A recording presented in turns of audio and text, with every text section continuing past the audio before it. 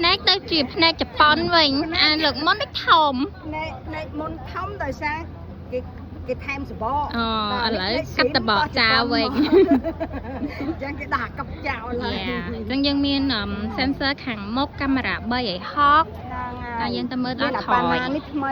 ប៉ាណែលថ្មីស្តៀងហើយនេះអសរផុសថ្មីដូចឡងសនេះគេហៅថាហើយឡាតែមើលមកចំសិនចឹងពតបាថ្មីមានអសរផុសយ៉ាន់ថ្មីឈ្នន់ថ្មីនេះអត់បាក់ឡើងទេឡើយបាច់បាក់ហ៎ឡើងទេណែនៅតនីអីគឺគូគេទៅមកជុំហ្មងណាកូននេះហើយស្រាលដែរអត់ឬក៏ធ្ងន់ស្រាលហើយអានេះស្មូតជាងអាមុនទៀតអាមុនគាត់ដាក់មកវារៀងធ្លាក់មកហ្មងអញ្ចឹងអានេះយើងដាក់ក៏ស្រួលលើកឡើងវិញក៏ស្រួលចាំមើលណាម៉ាក់ឲ្យមើលភាសាទៀត